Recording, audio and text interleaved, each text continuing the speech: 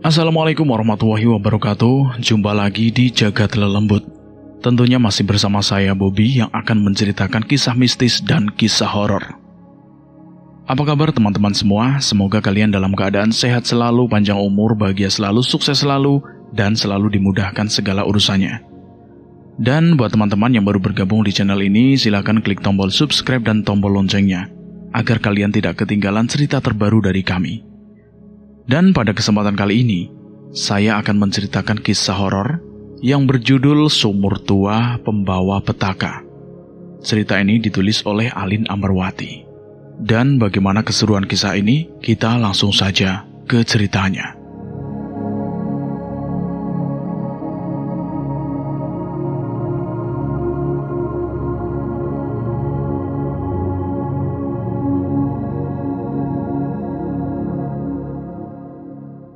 Desa tempatku singgah merupakan desa yang kental akan hal mistis.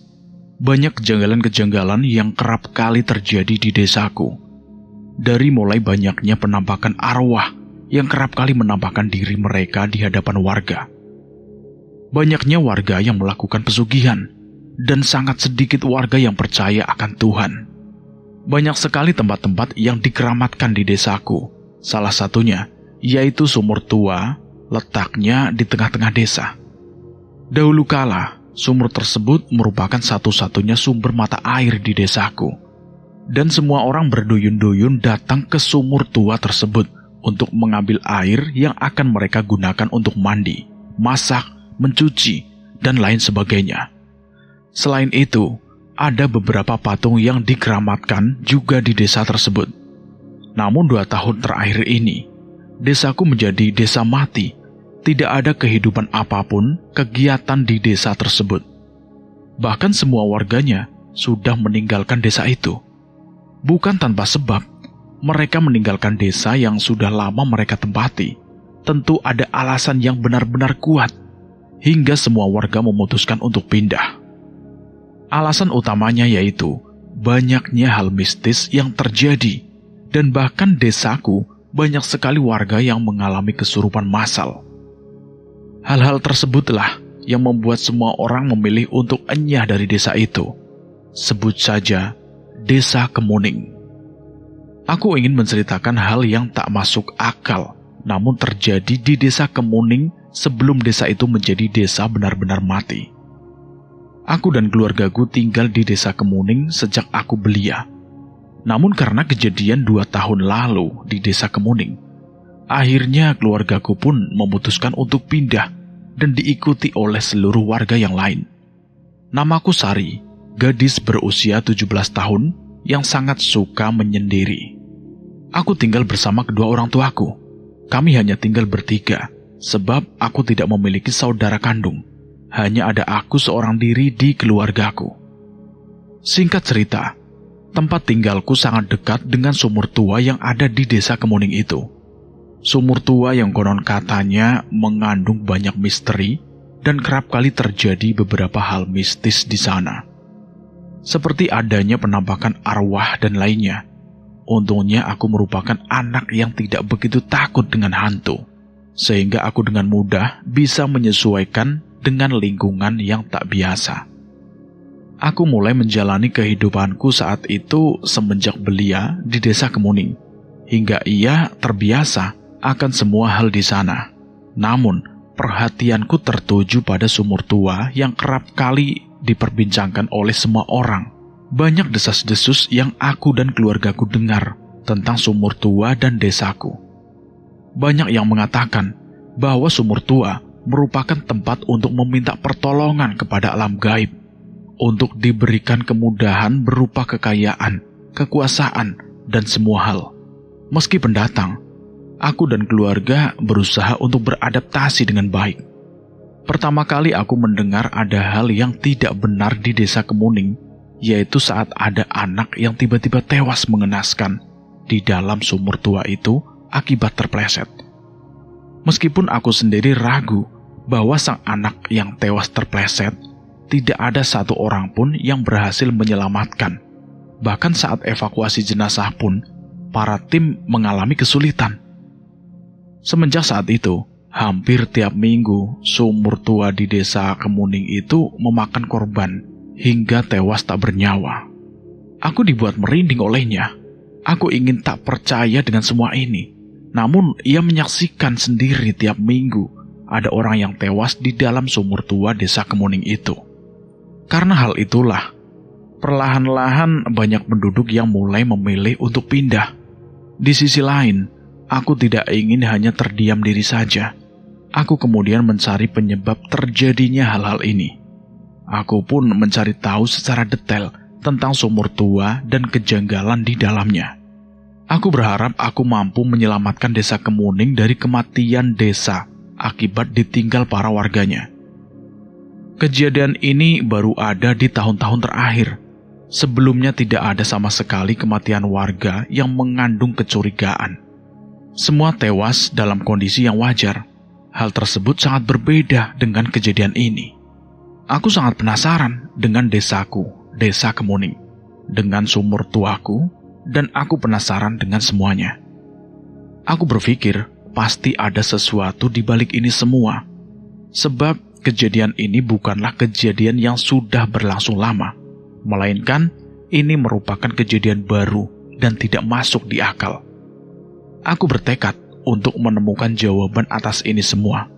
Aku pun berharap dapat mengatasi problematika ini sehingga masyarakat merasa aman dan nyaman tinggal di tanah kelahirannya sendiri. Sumur tua desa Kemuning, semenjak adanya kematian tak terduga di dalamnya, kini sumur tersebut diberikan pembatas oleh kepolisian agar tidak ada lagi yang mendekat ke dalamnya. Namun, karena aku ingin mencari tahu alasan terjadinya banyak kematian di sumur tersebut, aku harus bisa mendekat ke sumur tua tersebut. Aku pun meminta izin kepada polisi dan kepala desa untuk diberikan kesempatan menyelidiki ini semua. Meskipun usiaku masih belia, namun aku memiliki tekad yang begitu kuat. Aku pun mendekat ke sumur tua desa Kemuning itu. Aku mulai melihat dan mengamati sumur tua tersebut. Dan seketika saja aku masuk ke dalam alam lain yang aku sendiri pun tidak tahu. Aku melihat kejadian-kejadian tak terduga di dalamnya. Aku memang diberikan kelebihan oleh Tuhan, dapat melihat dan merasakan hal-hal mistis yang terjadi di sekitarku. Saat ini aku sedang melihat runtunan kejadian yang menimpa para korban di sumur tua ini. Aku melihat jeritan mereka semua. Mereka semua adalah anak kecil yang ternyata dijadikan tumbal oleh orang tuanya. Nampak raut wajah sedih tergambar jelas di wajah mereka. Mereka menjerit, menangis, dan mereka merintih kesakitan. Tolong! Tolong! Ucap mereka semua. Aku tidak tega melihat mereka semua. Mereka tersiksa karena ulah orang tua mereka yang tamak akan dunia, hingga tega mengorbankan nyawa anak-anaknya. Selain itu, aku pun diperlihatkan bagaimana awal mula tumbal itu ada dan sumur tua ini menjadi sumber malapetaka.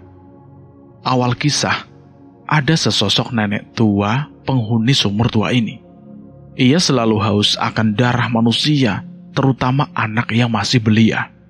Ia pun selalu menampakkan diri di hadapan orang-orang yang putus asa yang hendak bunuh diri di sumur tua desa Kemuning itu. Ia pun kemudian berbisik lirih kepada siapapun yang mendekatnya. Mengapa kamu datang? Ucap arwah sang nenek penunggu sumur tua itu.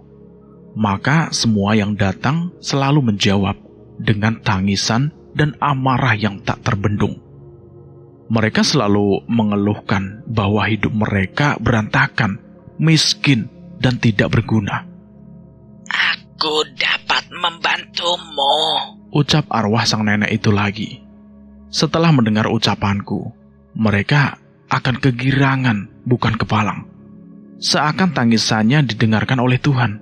Mereka tidak menyadari bahwa sosok arwahlah yang berkata demikian.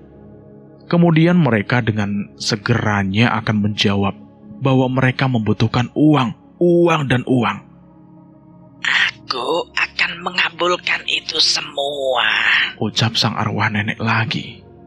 Kemudian mereka pun perlahan-lahan akan sadar bahwa ada sosok lain yang sedari tadi menjawab semua keputusasaan mereka. Mereka kemudian ketakutan sesaat setelah sang nenek menunjukkan wajahnya.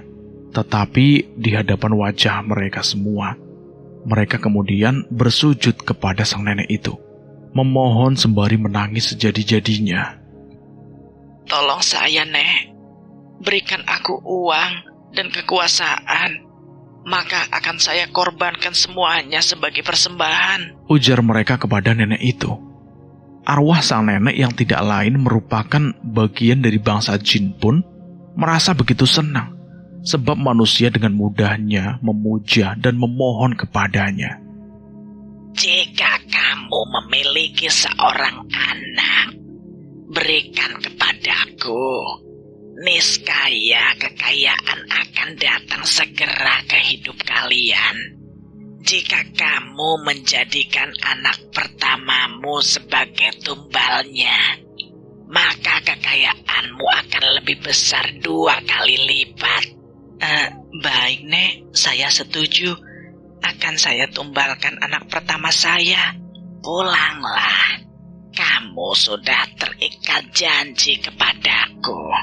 Keesokan harinya, anak yang dijadikan tumbal oleh orang tuanya pun tanpa sadar mendekat ke sumur tua desa Kemuning dan masuk ke dalam sumur hingga tewas. Mereka tidak sadar bahwa jiwa dan raga mereka telah ditumbalkan. Setelahnya, kekayaan orang tua mereka akan benar-benar ada dan begitu nyata, hingga mereka tidak sadar bahwa mereka sudah menjadikan anaknya sebagai tumbal. Bahkan kekayaan yang sudah didapatkan tidak menjadikan mereka puas diri. Mereka pun kembali datang ke sumur tua untuk meminta-minta dan terus meminta agar kekayaan mereka terus dilipat gandakan. Mereka tidak sadar bahwa sumur tua di desa Kemuning sudah menjadi malapetaka baru di kehidupan mereka. Mereka tidak sadar bahwa harta yang diperolehnya menumbalkan anak-anak mereka yang merupakan harta yang sebenarnya. Sekilas gambaran yang aku dapatkan sesaat setelah masuk ke dalam alam bawah sadarku. Aku menangis sesaat setelah melihat tangisan-tangisan anak yang tewas mengenaskan di sumur tua tersebut. Aku tidak pernah menyangka bahwa kematian mereka adalah ulah dari orang tuanya sendiri, bukan karena terpleset atau sebagainya.